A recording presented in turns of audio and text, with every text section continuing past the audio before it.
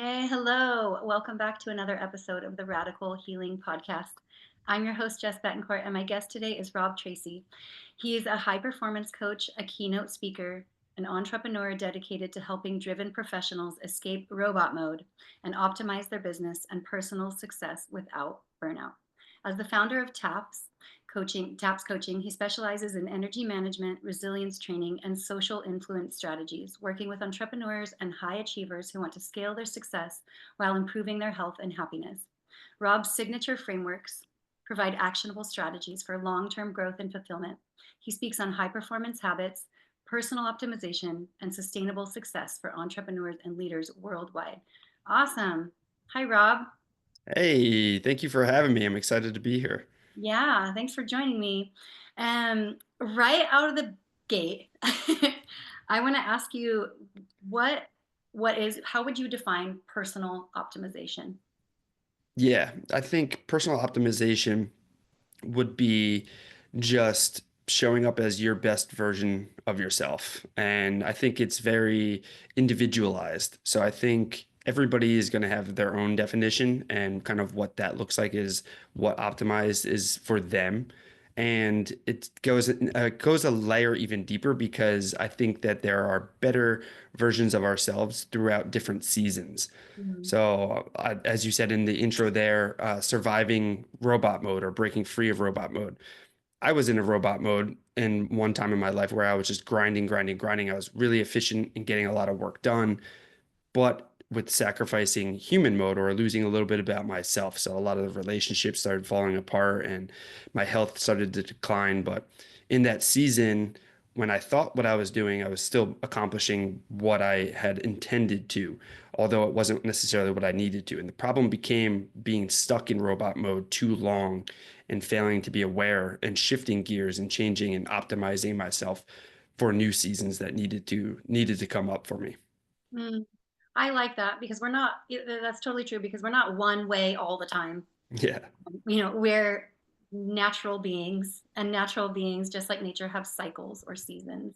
And so I think what you're saying is like to be personally optimized at one time in life is just like it meets you where you are. If you feel like you're meeting wherever you go, there you are, or we're always doing the best that we can. If you want to kind of fit in those axioms, like your personal optimization is as good as it can be at that time in your life for your level of awareness. But as a person changes and grows and evolves, their definition or their environment of personal optimization looks really different than how they were a year ago, for example. Is that Oh is that yeah. what you're saying?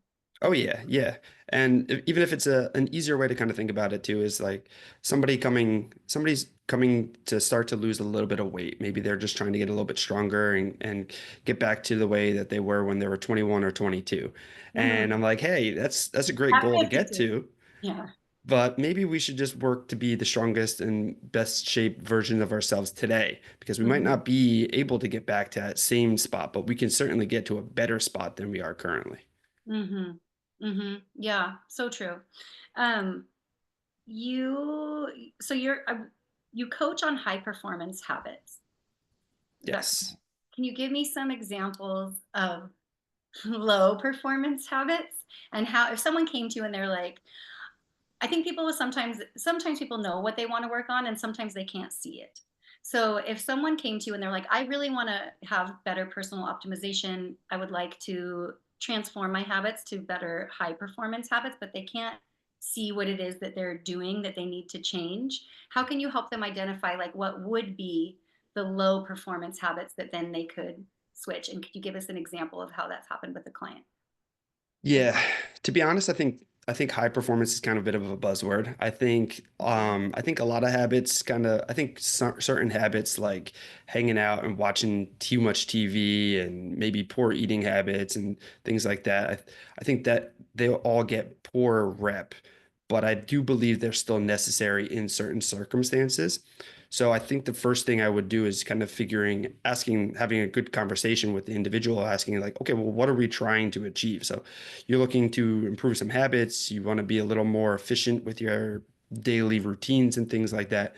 But for why? Are you looking to increase workflow in your 9 to 5? Are you so you can ask for a raise, or Are you trying to launch a new product and you're trying to spend some more time being creative? Or are you a workaholic like I used to be, and you are trying to build back your personal life with relationships and get control of your health? Because kind of defining where you're trying to get to is going to allow us to then start to reflect on, okay, what are our current habits? What are we doing on a day-to-day basis or a weekly basis? Where are the grooves and routines that we've kind of created and are living in?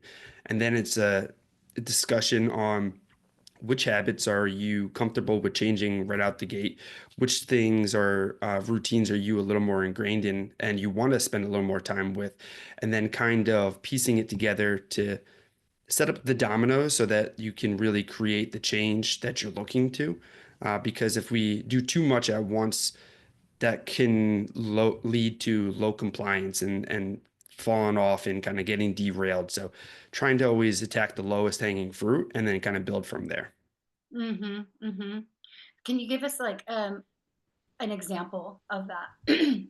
Yes, actually. So one of my clients that I've been working with for a little while now, they originally came to me looking to lose a little bit of weight. And so we set things off, set up a system to go to the gym to start to eat healthier and try to bring in some better nutrients. But then they continued to fall off the wagon and they were struggling to set up the systems to get themselves in place. So, beginning to dig a little bit deeper, found out that they were in a really toxic work environment and work was derailing them emotionally. So they would go to work and then they'd work all day. Something would happen with a coworker or a superior, then they'd get emotional and go home and revert back to just their comfort foods and kind of hanging out, watching TV. And it was really ruining a lot of the progress that we were trying to make. So then what we identified was really the work situation. And you can't just quit your job you've been working at for 10 years out of the blue. Well, typically you can't. You So can, but it's not the solution that. so then we started to looking for new positions and new jobs and realizing that he was looking for some more connection. So then we were like encouraging going to different networking events and connecting with more people and expanding his network so then he could find new opportunities to kind of shift gears for his profession. But then we found out that he was very antisocial and he was terrified to go to a lot of different places. So then it became, how do we now create a little more resilience? And to start with some small habits at home, a little bit of exercises, making sure that we shifted our routine so that we'd be working out a little more earlier in the day before work, and then kind of putting in some more effort here. And then we started to see a little bit of a routine to start to develop where he began getting confident in himself and shifting gears and focusing on the things that he really enjoyed, which was writing. And then as we're kind of moving and grooving and doing these things, we found out that like he really wants to be a writer and he's been kind of working on a book for so long Mhm. and but he never really had anything down pat. So then when we set things up so that he could practice writing or getting some of his book done in the morning while also sprinkling in some exercise in between writing bursts, that began to build his confidence, build up his writing, and he was able to then start to go to more networking events, create more of a social network, more friends, more events, more opportunities. And then he started having these job offers coming, or he was looking at all these job interviews, kept failing at the interviews, and he kept crashing and beating himself up about it. But through the gym, through his writing exercises, he built that resilience up, and to the point where eventually he was at a situation where he's like, man, I don't know if this is right for me. I don't think I'm going to be able to ever change careers. I think I'm stuck at this one place forever. And I'm like, dude, I think we got to look a little bit here. You've gone through so many interviews. You've gone through so many gym sessions now. You've already written so many pages. Your book is about halfway done. Like, look at all this stuff that you've accomplished in just a short amount of time.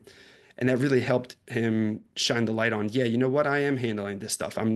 These no's are just not the right yeses yet. So I'm going to keep pushing, pushing, pushing. And about 2 weeks later, he came to me. He's like, Rob, finally, I got a yes. But the problem is I got two yeses to two jobs that I really like. So he's like, now how do I figure out which Problem. one, how do I figure out which one I want to go with? And I was like, dude, that's a great problem to have. And let's sit down and weigh out the pros and cons and we'll figure this out for you. This is so awesome. I love this example so much because someone's issue is not necessarily what the issue is. Like the weight gain or the unwanted weight was a symptom of unhappiness and dissatisfaction with himself or not living in his purpose or in his creativity, but he couldn't identify that. So you kind of helped him go down the rabbit hole, like piece by piece, put this in here in the morning, like let's just optimize the morning, for example, like not the whole day, don't quit your job right now, but like just helping him ease into, I think, more confidence, more self-esteem, like more of a state of being himself, whereas maybe in the work environment he just didn't feel like himself, and that's very disorienting to people. And then they carry that into their personal life, that sense of like, oh, I'm just here to like work for other people, but he had forgotten or neglected this talent and this creativity that he has. I love that. This is like the best example you could have given. Yeah. So cool. Yeah. It's so cool. Well, this is truly like what good coaching does. You know, this is helping people see what they can't see and working with themselves in a way that feels like them, and that they're not being told what. You weren't like, well, go quit your job, obviously that's it, and like hop on the treadmill for an hour at five, from 5 to 6 while you're watching TV. It was like, no, it had to fit him. So this is also a really good example of personal optimization for where your client was and as it evolved. So A plus for you, and I'm proud of your client. Thank you. Thank you. That's I'll let him really know. awesome. Yeah, let him know. You can let him listen to this podcast. That's awesome. I love that. I love that because it just are the things we think are our problems are really just symptomatic of deeper issues. And they have more to do with the internal world than they do with the topical things that we can see or point out to. Yeah, and it's very difficult because when we're in situations, it's really hard to kind of look at it through a different lens because that's all we're very common and used to our lenses. And until like that's where a coach or a mentor or a good friend or somebody who you trust can kind of come in and show you the light through a different lens. And I think that's just powerful to be able to connect with a lot of people and and broaden your perspectives. Mhm, mhm. But in a way that works for the individual, that feels Yes. authentic to them. That's a really important part, that you seem to be doing really beautifully. I wanted to ask you, so you have core principles that you work with. There were 6 that were identified, right? And I was reading, in your bio.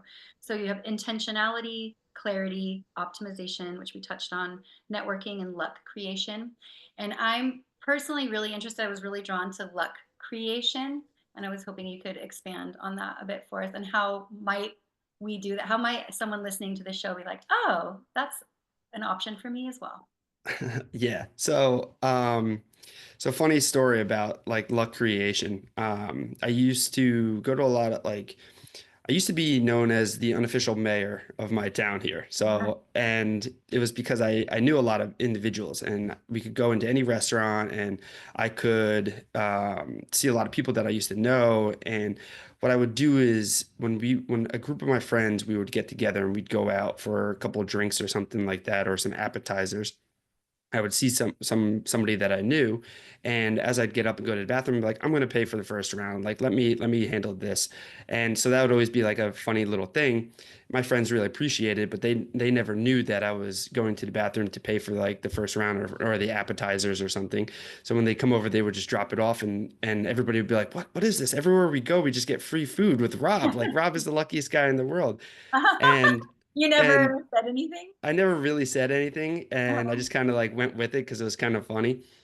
But so share that story. It's kind of funny, but the point is that preparation, when you put a lot of prep in, when you make the relationships and when you um, know a lot of people and you put the hard work in for a lot of different things, then it's just about being open to the opportunities that are already around us and then taking advantage of those opportunities when they do arise. And when that happens and you could start to continue to do that, you become this overnight sensation, whether it's in business or life. Yeah, exactly. And there's no real such thing as an overnight sensation. Like there's no overnight success. There's grinding and working and a lot of hours and effort behind the scenes, but people don't see that. So when I'm working with an individual and they're now getting into that principle, they should have been pretty successful with the first five principles, building resilience so they can handle the ups and downs. They're now super intentional with what they're consuming, whether that's dietary or digital as well. So motivating and energizing. They're clear on where they're trying to get to. They know where they've been. They're also optimized with their rules and their routines, so their setup systems are running smoothly, and their social circle and influence are pretty strong. They've got a solid base, a good team around them, and they know how to communicate their message and what they're trying to do efficiently. And when you've got that kind of all honed in, it's really just flipping that switch and opening the eyes to the opportunity around you. I work with a lot of personal trainers who are afraid to go to networking events, or they kind of have this super competitive approach to business because they either have a background in sports or no one really they've never really been open to the opportunity to collaborate with a lot of people. So people see other personal trainers and they're like, oh no, like I don't want them to talk to them because then they're going to steal them from me. Uh-huh. Um, Whereas if you look at it from a collaborative lens, you could really partner with other trainers. So when I was first branching out into my own business, the apartment complex that I lived in, I had posted on the board asking, "Hey, are there any other personal trainers in the building?" And I had gotten a couple of people to get back to me, and then I'd go and sit down, and they would get pretty upset when they found out that I was also a personal trainer. And they're like, "Well, what are you doing? Oh, Why are they you thought wasting my you needed time?" to hire them. Yeah, Yeah. and I was like, well, no. So what I want to do is I want to host something for the building. Like if your skill or expertise is in nutrition, I'd love for you to give a quick little talk or a presentation to the residents, and I'll talk about mobility for work from home or some exercises to help alleviate back pain or whatever it may be. I want to work together with you, and then we have a bigger audience of people that are interested in health and nutrition and fitness, but they're here to learn from all of us. And then from that opportunity, then you can talk with somebody and talk, and I can talk with somebody else. And like we can work together to solve our low number of leads kind of inflow. And that really helped a lot in the beginning. And that starts to kind of wear off on to other people. Mm. Okay. So you have to like create an environment for luck to happen. Creating like a structure or honing in, as you say, the other core principles. You're like creating an environment where luck can happen, like much like what happened with your client, right? Yes. He could have gone on the same interview prior to doing this other work, but he probably wouldn't have had like the confidence, or his energy would have been different, or like it would have been a different chemistry, Oh, yeah. right? Working on these other things behind the scenes, because there is no overnight success either, which is like the most annoying thing to hear, these overnight success stories. It's like, no, no, that's not even the best part of the story. The best part of the story is all the years of effort and preparation that went into this quote unquote lucky moment, or this lucky break, luck created situation for a person. It's so much more interesting. And on that Yeah. note, I would love to hear from you about, where were you before you kind of figured this out? Or where were you in life? What was it like for you before you created this system and these structures and started working with other people to work through these issues yourself? Yeah, so I think where these systems and principles kind of came on, I picked them up throughout life. I've always been relatively successful in the different endeavors that I was going through, whether that's sporting championships or playing better myself, getting myself into a better shape or position to play in better positions, grad school, dating, hitting first milestones for work and things like that, entrepreneurship. But where things began to make that turn is kind of like where I hinted in the beginning.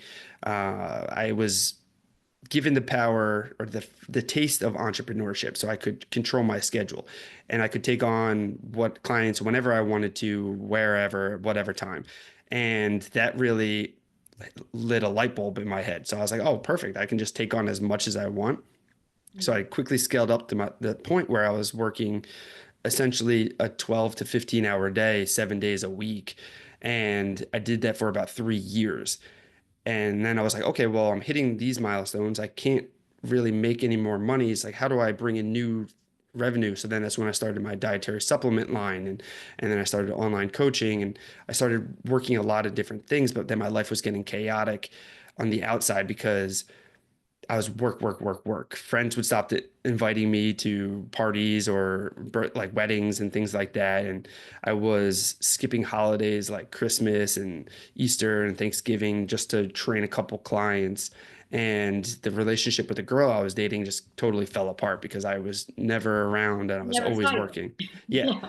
So as I was like surrounded by people all day, like different individuals and clients and stuff, and not to say that they were bad or anything, but they were always taking from me. So they were taking expertise, bouncing ideas, talking about things, and I was never really receiving anything. I was kind of like just depleting my energy and just giving myself away to way too much. And that left me pretty isolated, lonely, and I started losing my control for working out myself because I was putting clients ahead of me.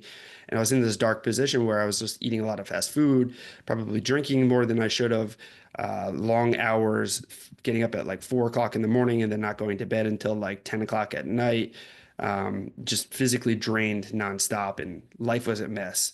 Mm. And in that time, my dad had gotten really sick with pancreatic cancer. I believe that he had called me and left a voicemail on like June 12th, and he had passed away by July 25th. So it was like almost 2 months, a little less than 2 months. And from knowing when he had pancreatic cancer to him passing, and he was about 3 hours away from me. So I would work all day, leave around like 7 p.m., get there around 10, be by his bedside until about 3, 4 a.m.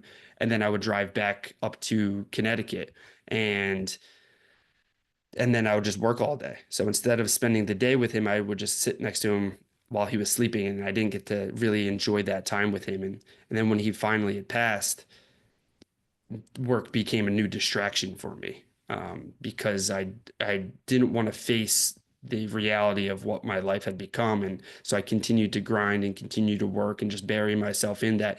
I essentially took 2 days off that year. I took off the day that he had actually passed away, and I took the day off for his funeral, and just went right back to work. And didn't even tell anybody, any of my clients. I just kind of kept it to myself and just kind of kept going and going. And then about a year later, I was denied my distraction. It was a holiday weekend. A lot of people were away, and it was a Friday night, and I couldn't fill my weekend schedule. So I was sitting there on a Friday freaking out because I had to actually sit home for Because you had to go Saturday. work on Saturday. Yeah, so I was like it's funny because I was like going through my book of contacts like almost like a dating app. I was just like swipe, swipe, swipe, swipe, swipe, swipe, looking for anybody who was around, and nobody was around. And so then I was like, well, what do I do? And in that moment, I reflected on how my Friday nights used to be at my dad's house and with my friends, and going out and enjoying food and music and fun things and watching sports and stuff. And then realizing how sad of a situation I had built for myself, and where at one side I thought I was being successful, but how sad I was actually feeling. And then I drew the line. I was like, this is not something I can continue to do. So I slowed things down. I was like, okay, you know what? I'm going to take a little more time off actually, and I'm going to reflect on this and kind of figure out what has helped me be successful in my younger years. And then I learned that what's really kind of started my whole personal development journey was when I was a younger kid. My parents had gotten divorced, and I like to say this like chunky little dweeby kid, and I just a lot of video games. I didn't like any sports, and I definitely didn't like going outside. But I realized that like in order to make friends, I needed to be a little more social and get outside and do things. And one of my buddies had convinced me to come out for football practice. And I learned two things at football practice that very first day. I learned that you can't wear jeans to football practice. It just doesn't work very well. And Oh, I learned that the more popular kids were a little bit better shape. They could run around. They seemed to do the warm up lap and all the exercises and push ups with relative ease. So that's where I was like, okay, I need to then get into working out, making sure that I'm getting into better shape so I can play and have more friends. And realizing that at a young age was really the gateway to my personal development. So taking fitness to move, and eventually that led to eating better and then optimizing what I was consuming. Then it was paying attention to my goals and some other things. And if I wanted to, the more playing time I got, the more friends I would make. And the more friends I would make, the more birthday parties I'd get to go to. And if I wanted to go to the birthday parties, I had to make sure my grades were good. So then that was me identifying that I needed to set better goals. And eventually it all kind of pieced together into the six principles that we were kind of talking about before.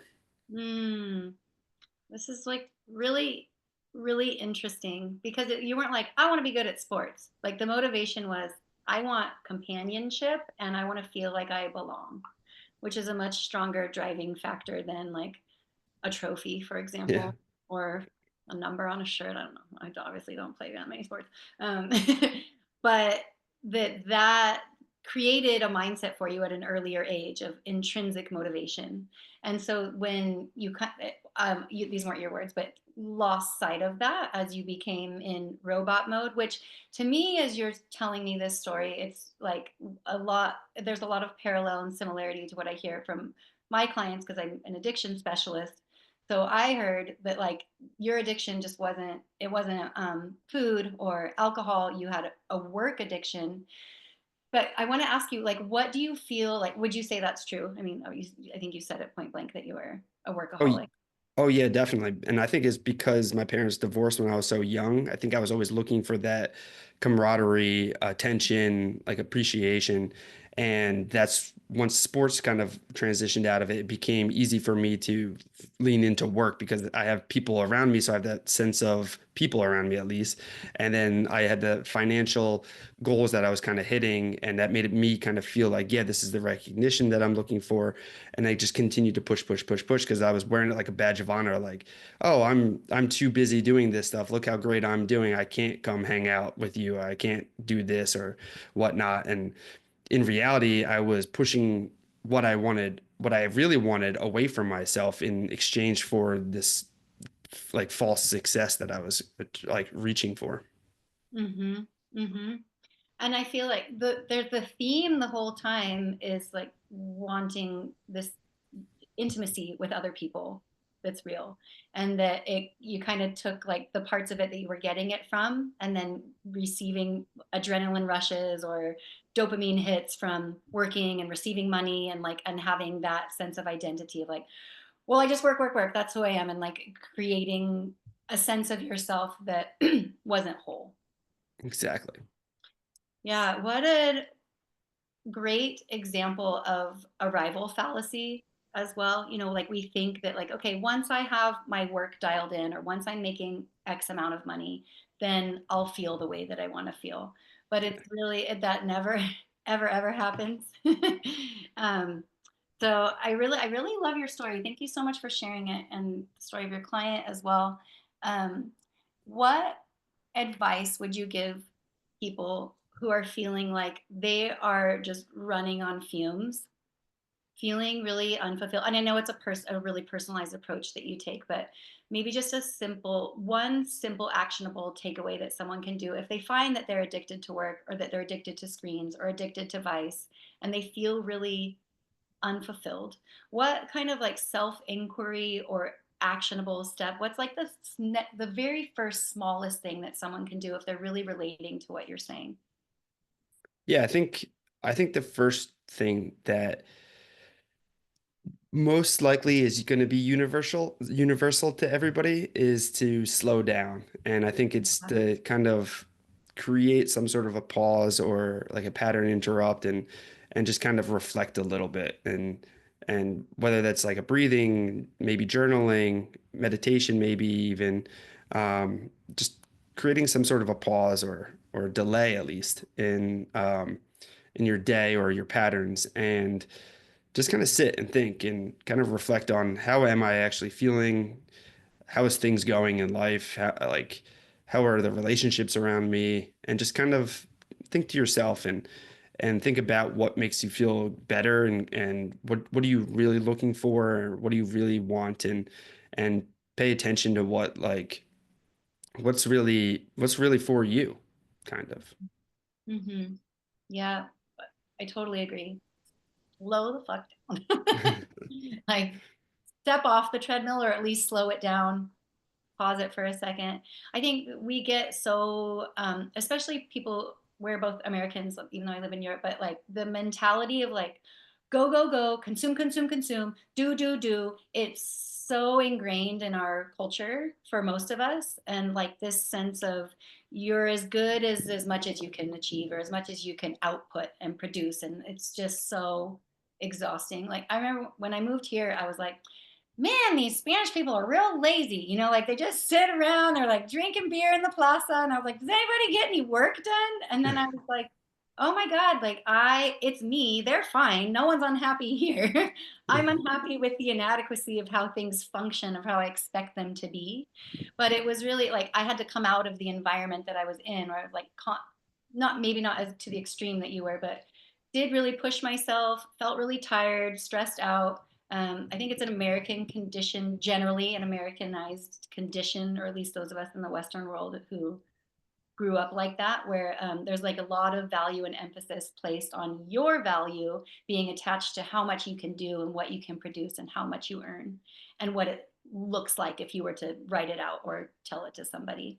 But it negates the importance of like your sense of self is really an internal game the whole time, and your external world will reflect how you're moving through that process within yourself. Um, where can people find you and how can they work with you? Tell our audience about what your offers are and how someone was interested in learning more. Sure. Yeah. The best place to kind of find me or follow some of the stuff that I've got going on is social media. So either Instagram or LinkedIn. It's easy search, just typing in my name, Rob Tracz. It should pop up on both Instagram and LinkedIn right away. Other than that, you could also find me at my website, which is just robtracy.com. And my podcast, even it's called Surviving the Side Hustle. And that's a great opportunity where I interview other driven individuals, highlighting the guests and sharing their story, their struggles, and their secrets to high performance. Okay, awesome. And I'll put all those links in the show notes. Appreciate it. Yeah, for sure. I love I love guesting people because I love hearing people's different stories and their influences. And I don't know if you have this experience on your podcast, but like you kind of take that into your day, you know? So now I'm going to look at like how can I optimize the things that I normally do today without feeling rushed or stressed, you know? Like and also I think that simplification is really helpful, Oh you yeah. know, do less. Yeah. Do less. Slow down and do less. The opposite of what we were told. Yeah, I love it. Yeah, awesome. Well, thanks so much for being here. It's been really fun talking to you. I feel like excited to, I'm going to improve my day now. I appreciate it. I had a blast being here, so I hope everybody enjoyed and got some value from sharing the story and insights. Yeah, absolutely. Thank you so much for being here, dear listeners. If you enjoyed this episode and Rob's words of wisdom, please share this with a friend or a loved one or anyone who you think might benefit from it. And we really appreciate and super high fives and kudos for leaving us a 5-star review on wherever you listen to your podcasts. Thank you so much for tuning into the Radical Healing Podcast, and we'll be back again with you next week.